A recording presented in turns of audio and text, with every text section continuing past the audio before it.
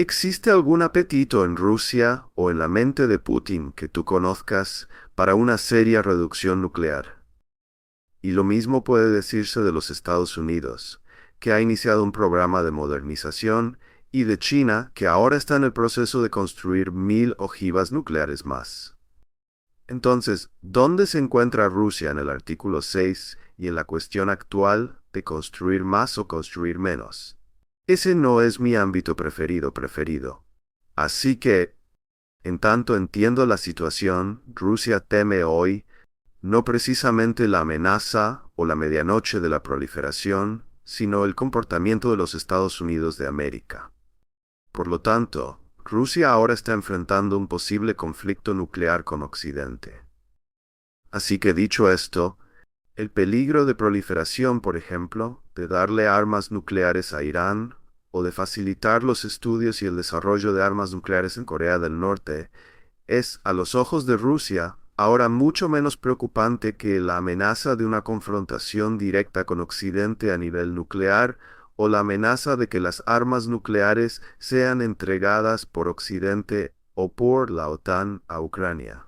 Así que todo lo demás es secundario.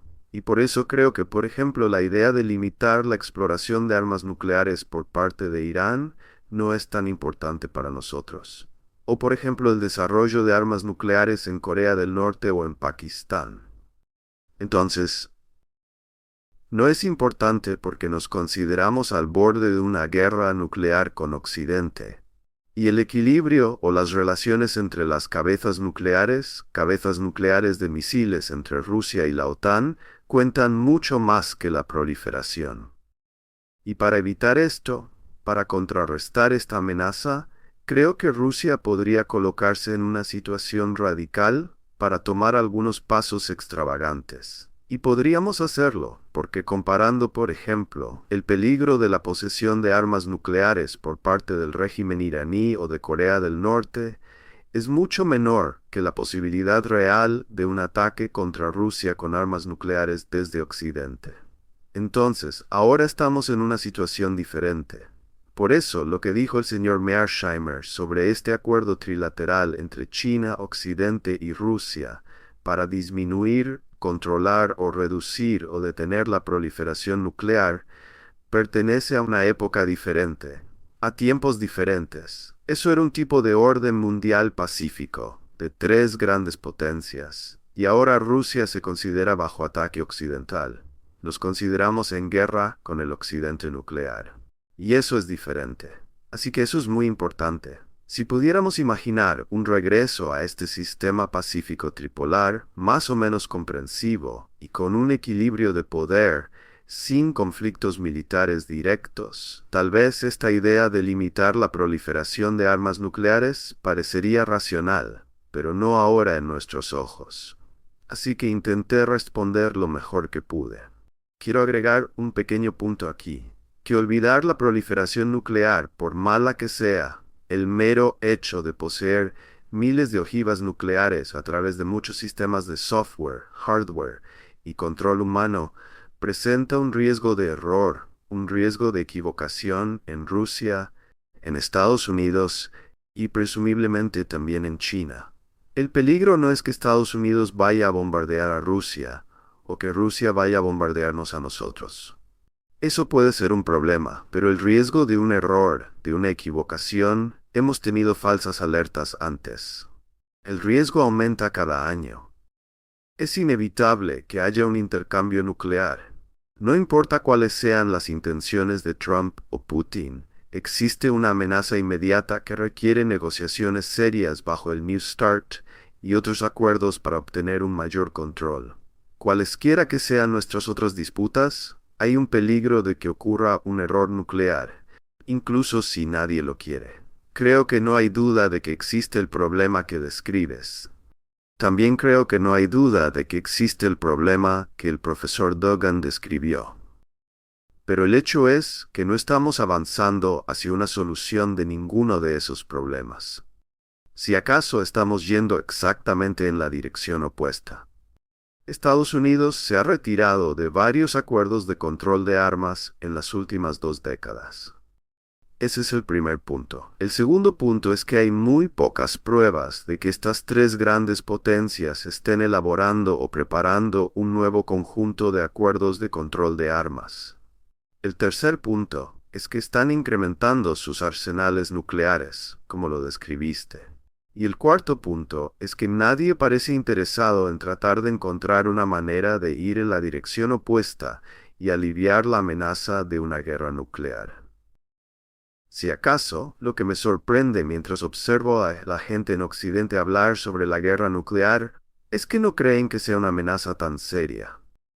Me sorprende honestamente que tantas personas piensen que los rusos nunca usarían armas nucleares, que simplemente podemos empujarlos a hacer lo que queramos con los rusos, y ellos nunca usarán armas nucleares. Este no es el modo en que pensábamos durante la Guerra Fría. No me parece que hayamos progresado en este frente con el tiempo. Si acaso parece que vamos en la dirección equivocada. Así que, cuando sumas todos esos factores, en realidad soy muy pesimista respecto a la probabilidad de evitar el uso nuclear en el futuro. No estoy argumentando que va a ocurrir axiomáticamente, pero me pone muy nervioso cuando escucho a la gente en Occidente hablar sobre el uso nuclear. Y cuando pienso en lo que está sucediendo con los arsenales nucleares y en lo que está pasando con la intensificación de todas estas crisis en el mundo, creo que estamos en serios problemas. El control de armas está muriendo. Puedo decirles que el Boletín de Científicos Atómicos publica un reloj del juicio final, y actualmente está ajustado a 90 segundos para el juicio final, lo más cercano en los últimos 50 años. Existe un peligro de error de cálculo, de accidente, totalmente independiente de los antagonismos que se han descrito también durante la última hora. Así que solo advierto a las personas que incluso sin intención, inevitablemente habrá un intercambio nuclear. Eso es lo que me preocupa. Gracias, señor Brown. Pasemos a nuestro próximo participante, Jackson Hinkle. Jackson, ¿estás ahí? Sí, aquí estoy. Hola. Sí, hola. Entonces Jackson Hinkle, multimillonario en seguidores en X, pero probablemente más famoso por haber sido vetado de YouTube.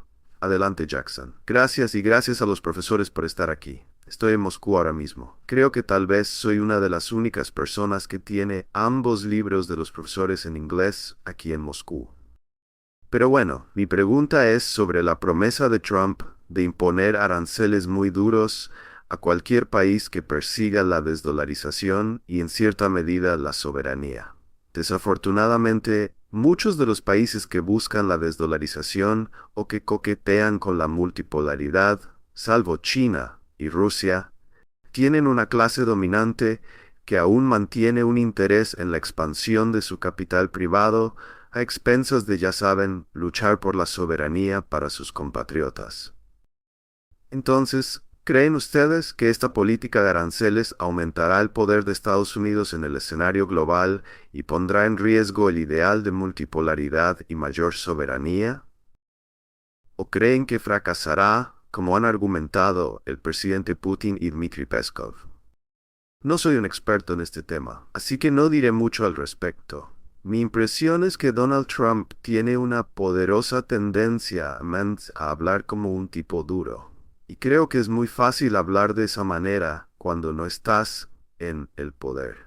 Pero cuando empieza a hablar de imponer todos estos aranceles a países de todo el mundo, no debemos perder de vista el hecho de que esos aranceles, si llegara a imponerlos, van a tener consecuencias significativas para la economía estadounidense. Y esas consecuencias no van a ser buenas. Recuerden que una de las razones principales por las que Donald Trump fue elegido es porque la economía estadounidense no está en buen estado, al menos desde la perspectiva de la mitad inferior de la sociedad. Hay muchas personas que tienen grandes dificultades para juntar suficiente dinero para pagar el alquiler y poner comida en la mesa. Y estas personas votaron en masa por Donald Trump. Así que Donald Trump, cuando llegue al cargo, tiene un interés profundo en asegurarse de que la economía estadounidense prospere bajo su mandato y de que esas personas que están en la mitad inferior de la sociedad lo hagan bien, puedan poner comida en la mesa y encontrar vivienda asequible. Esto realmente importa, y si Trump no cumple, estará en serios problemas. Ahora bien, todo lo que leo sobre aranceles, y nuevamente, este no es mi ámbito de experiencia, y muchas de las políticas económicas duras de Trump me dicen que si sigue adelante y ejecuta todas estas propuestas de políticas que están flotando por ahí, dañará a la economía estadounidense. También puede dañar otras economías. Puede dañar la economía rusa, o puede dañar las economías de los países X, Y y Z, que es su intención, porque esos países no hicieron lo que él quería. Pero también va a causar daño dentro de Estados Unidos, y esto no será bueno. Por lo tanto, creo que no va a actuar según su retórica. Y subrayo la palabra creo. Nunca se puede estar seguro con Trump, pero no creo que termine actuando de manera tan dura con respecto a los aranceles como ahora está diciendo, simplemente por las consecuencias económicas en casa. Para responder a la pregunta, tampoco soy un experto en aranceles o economía, pero teóricamente soy más bien un defensor de la autonomía. Así que la independencia económica, la soberanía y la soberanía financiera de todos los grandes estados civilizacionales. En mi opinión, si, por ejemplo, Trump impusiera aranceles a algunos países de los BRICS que no se comporten alineados con la hegemonía del dólar, eso salvaría su economía. Así que eso sería bueno para ellos y tal vez también para la economía estadounidense. Así que creo firmemente que no solo deberíamos tener una multipolaridad política o estratégica, sino también una multipolaridad financiera o económica. Necesitamos ser soberanos a nivel de nuestra economía. Y si Trump intenta salvar una especie de hegemonía financiera del dólar, en primer lugar, está en todo su derecho. Podría destrozar a otros, pero ya estamos bajo sanciones. Rusia está intentando explotar su potencial interno, y las sanciones que se nos han impuesto son, en cierto modo, la única manera de restaurar nuestra independencia. Por eso estamos muy agradecidos con Occidente por imponernos sanciones, y si llegamos a ser desconectados del sistema del dólar, estaremos mucho más agradecidos. Así que creo que ese tipo de amenaza pasa de largo para nosotros. Y si alguien realmente teme que Trump imponga aranceles contra sus economías en el futuro, son globalistas. Son simplemente liberales que forman parte de este sistema global. Así que lo haga. Estaré muy agradecido con Trump si corta las relaciones económicas con los poderes que participan en esta división del trabajo a nivel global. En mi opinión, esa es la forma de explotar más y de evitar que las personas realmente desarrollen su propio potencial interno. Así que no veo ninguna amenaza en eso, estaré muy agradecido. Creo que la hegemonía del dólar debería terminar. Y si Trump piensa diferente, está en todo su derecho.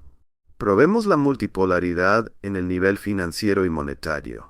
No puede haber una verdadera multipolaridad sin la soberanía financiera de los polos. Ese es un desafío para China, es un desafío para Rusia, es un desafío para todas las demás superpotencias emergentes, polos emergentes, y creo que es mejor que nos amenacen con eso que con armas nucleares. Creo que Trump en general es una oportunidad. Es una oportunidad para nosotros, para América, para ser grandes otra vez, para China, para el mundo, para todos. Es una oportunidad, no un regalo. Él no nos dará nada como un regalo. No es una especie de salvador de la humanidad. Es simplemente una oportunidad. Y si somos lo suficientemente inteligentes, si somos lo suficientemente fuertes, si estamos lo suficientemente convencidos de aprovechar esta oportunidad, seremos los ganadores en ese sentido. Y esa podría ser esta vez una estrategia de ganar-ganar para Estados Unidos. Así que intentémoslo. Dejemos que Trump intente hacer lo que quiera. No lo impediría de hacer nada malo o bueno. Dejémoslo intentarlo, porque esa es una oportunidad para todos nosotros. Biden es una oportunidad cero. Biden y Kamala Harris son lo mismo. Sabemos lo que son, sabemos lo que fueron, y podemos presumir lo que serán. Con Trump es como si la historia se abriera de nuevo. Así que creo que eso es muy desafiante. Aplaudo a Trump y a su equipo. Es un poco loco, espontáneo, inconsecuente, pero eso es algo nuevo. Así que eso es aire fresco en el mundo con Trump. Disfruto la publicación de Elon Musk, por ejemplo, una reciente. La cultura de la cancelación debería ser cancelada. No se podría decir mejor. Eso es lo que deseamos desde lo más profundo de nuestro corazón, que termine y sea cancelada. Queremos que estos globalistas salgan del escenario y estamos listos para experimentar cualquier cosa, cualquier alternativa que los Estados Unidos puedan imaginar. Creo que eso es mejor que lo que tuvimos antes. Así que no deberíamos tomarnos demasiado en serio nuestras relaciones. Dejémoslos intentar. Dejemos que intenten hacer que América sea grande de nuevo. Dejemos que intenten evitar el conflicto. Dejemos que intenten pacificar a Rusia en Ucrania. Es posible. Lo sabemos. Pero dejémoslos intentarlo. Dejemos que intenten imponer sanciones y aranceles contra todos aquellos que desafíen el imperialismo del dólar. Dejemos que lo intenten. Es muy interesante, muy desafiante. Y creo que deberíamos decir, oh, ya lo hemos visto todo. No, nunca hemos visto algo así. Esto es algo nuevo, y que así sea, que ocurra. Dejemos que los globalistas huyan de los Estados Unidos a Canadá, y que Canadá se convierta en el estado número 51 de los Estados Unidos. Dejemos que intenten hacer con Doggy Doggy lo que Vivek y Elon Musk quieren hacer. Eso es totalmente loco, y por eso es tan hermoso. Creo que deberíamos dejarlos intentarlo. Cuando veo a Kash Patel, no puedo creer mis ojos. Así que eso no podría ser real. Lo que dice este tipo extraño es muy emocionante. Creo que todo lo demás, más o menos el resto que está sucediendo en los futuros nominados de Trump. Así que dejemos que estas personas intenten probar algo. Y creo que todo lo demás dependerá del realismo o de la profundidad estratégica de lo que ocurra. Pero ellos tienen el derecho de comenzar algo nuevo. Chao Kulao Chu, él es un comentarista político. ¿Comentarios? Ahí está la imagen. Hola. Muchas gracias por acompañarnos porque el señor Little Q, ese es su nombre en línea, está en Australia en este momento. Comenta sobre relaciones internacionales y en particular muchas de ellas son sobre el funcionamiento de las Naciones Unidas. Con eso, gracias. Tengo dos preguntas pero están conectadas, así que será rápido. La primera pregunta es para las grandes potencias. Si la competencia de poder es inevitable, ¿en qué áreas ven que esta competencia es más importante? ¿Se enfocarán principalmente en el poder militar, la dominancia económica, la influencia cultural o el desarrollo tecnológico? ¿Cuál de estas áreas creen que debe priorizarse para moldear el equilibrio global de poder? La segunda pregunta es para otros actores, las potencias pequeñas y medianas. ¿Cómo deberían las potencias pequeñas y medianas navegar las crecientes tensiones entre las grandes potencias, especialmente en el contexto del Medio Oriente, Ucrania y la situación actual que vemos? Creo que puedo empezar con respecto a la primera pregunta. En cuanto a las áreas en las que se enfoca principalmente una competencia de seguridad, creo que es obvio si pensamos en la competencia de seguridad entre Estados Unidos y China. Debajo de ese concepto de seguridad, bajo el paraguas de las palabras competencia de seguridad, tenemos una competencia militar, y de eso se trata la contención. Además, tenemos una competencia por el poder. Ambas partes están interesadas en cómo se ve el equilibrio de poder, y ambas están interesadas en tener un equilibrio de poder favorable. A nivel militar, nuevamente, tienes contención desde la perspectiva estadounidense y también tienes preocupación por el equilibrio de poder en ambos lados. Pero hay una dimensión económica muy importante en esta competencia de seguridad. No se trata solo de lo militar, y la razón de esto es que el poder económico es la base del poder militar. Necesitas tener una economía poderosa para construir un ejército poderoso. Por lo tanto, hay una competencia económica que se desarrolla, y hoy en el mundo contemporáneo, esa competencia se centra principalmente en las tecnologías de punta. Es muy claro que Estados Unidos está profundamente preocupado por el hecho de que China parece tener la capacidad de superar a Estados Unidos en la competencia por desarrollar tecnologías avanzadas. Así que, cuando miras la competencia de seguridad entre Estados Unidos y China, ves que hay dos áreas principales de competencia. Una es la militar y la otra son las tecnologías de punta. Así que respondería a tu primera pregunta enfocándome en esas dos áreas de competencia. Con respecto a tu segunda pregunta, sobre cómo los estados más pequeños en el sistema navegan la competencia que tiene lugar entre las grandes potencias, creo que no hay mucho más que decir, excepto que deberías hacer todo lo posible para asegurarte de no quedar atrapado en el fuego cruzado. En algunos casos podrías verte obligado a aliarte con una gran potencia en lugar de con otra. Y en tal caso, si te alías con una gran potencia, querrás hacer grandes esfuerzos para que esa gran potencia se comporte de la manera más responsable posible, para que actúe de formas que estén en tu interés. Pero creo que, si no te encuentras en una situación en la que tengas que aliarte con una de las grandes potencias, lo que deberías hacer es todo lo posible por mantenerte al margen, por no involucrarte. Las grandes potencias son despiadadas, y cuando entran en una competencia de seguridad entre sí, actúan de maneras despiadadas, y como una potencia menor, o incluso una potencia media, pero no una gran potencia, tienes un interés personal en mantenerte fuera del camino tanto como sea posible. Esa sería mi recomendación para cualquier potencia menor o media al tratar con las rivalidades de grandes potencias que vemos ahora en el mundo. Gracias. Tal vez me gustaría agregar algunos puntos solamente. Estoy de acuerdo con este consejo, y creo que las potencias pequeñas y medianas tal vez podrían convertirse en la clave de la multipolaridad, porque en su arte de mantener el equilibrio, de no provocar a las grandes potencias, de no dejarse usar por las grandes potencias como herramientas, como objetos, depende el equilibrio global.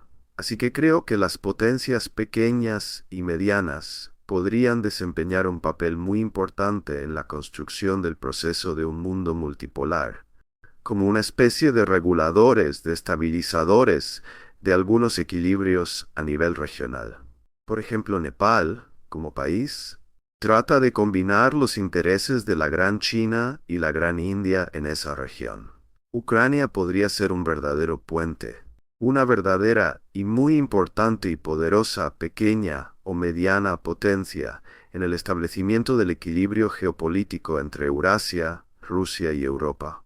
Pero o lo mismo, la razón de las revoluciones de colores en el espacio postsoviético es precisamente la misma.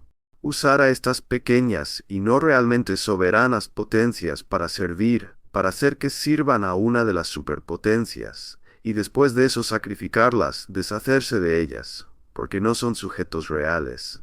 Y los acuerdos que había con ellas no valen nada a los ojos de las superpotencias. Así que podrían fácilmente sacarlos, arrojarlos a la basura, porque no son sujetos. Si realmente eres un maestro de la política global, siendo pequeño o de tamaño medio, podrías jugar un papel muy importante en la definición de las principales líneas de fuerza de la política global. Esa era la idea de Nicholas Spikeman, quien enfatizó el papel del Rimland en la geopolítica, insistiendo en que el Rimland, es decir, las zonas fronterizas a escala global, podrían jugar un papel clave en el establecimiento del equilibrio, la paz o la provocación de guerras entre grandes civilizaciones. Así que creo que no deberíamos subestimar a estas potencias pequeñas y medianas en un mundo multipolar. Podrían ser consideradas como fronteras de gran importancia, y necesitamos prestar atención a ellas. Ahora sigue Chris Young. Chris es un viejo amigo nuestro y es editor senior de Guanchapo.cn, que es sin duda el sitio web de noticias políticas más influyente y activo aquí en China. Así que Chris, adelante. Hola. Gracias Shelley y gracias a ambos profesores. He disfrutado cada minuto de esto. Tengo una pregunta muy larga, pero quiero acortarla lo más posible, porque estoy muy interesado en el paradigma o el marco por el cual examinamos las dinámicas mundiales. Así que quiero preguntarles a ambos, ¿vamos a presenciar una nueva era de imperios? Porque justo ahora, creo que fue el profesor Dugin quien dijo que creía que un polo no es un estado-nación, y el profesor Mearsheimer dijo que un polo es una gran potencia, y no. Básicamente, no es una civilización, no es un imperio civilizacional como la civilización musulmana. Pero creo que esa es lo que considero, una de las diferencias clave entre ambos.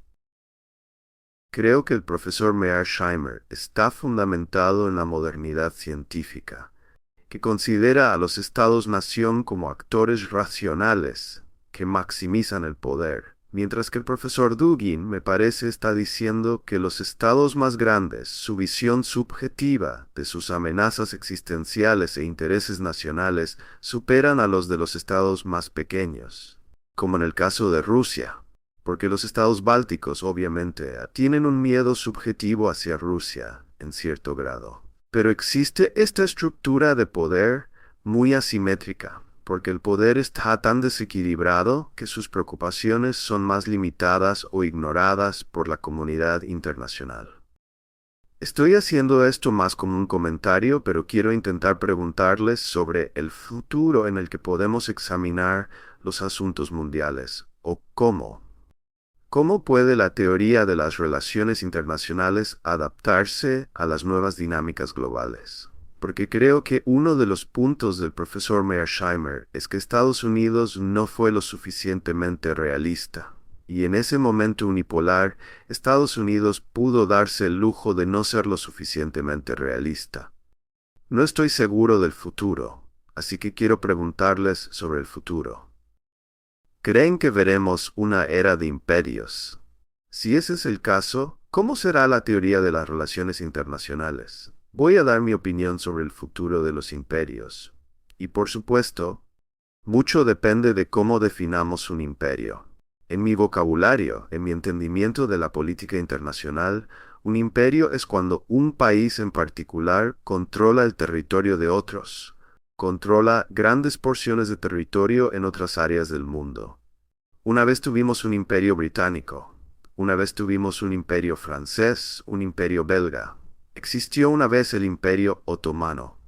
Si observas Turquía hoy, ese Turquía, cuando era el imperio otomano, controlaba casi todo el Medio Oriente. Y de hecho, ese imperio otomano se extendía hasta el sureste de Europa. Esos eran imperios. El imperio austrohúngaro es otro ejemplo. En mi opinión, los imperios ya no existen y no habrá más imperios. Esto no quiere decir que no haya estados poderosos en el sistema.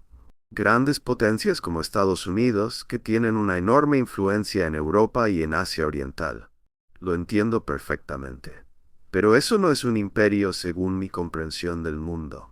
Y la razón por la cual todos esos imperios desaparecieron, el imperio británico, el imperio francés, el imperio austrohúngaro, es el nacionalismo. Creo que el nacionalismo es la ideología política más poderosa del planeta, y cuando una gran potencia intenta conquistar territorios y controlarlos, se enfrenta al nacionalismo y se mete en muchos problemas. Esto es lo que le pasó a la doctrina Bush. ¿Qué estaba tratando de hacer el presidente Bush? El presidente Bush estaba intentando hacer ingeniería social en el Medio Oriente al final de un rifle.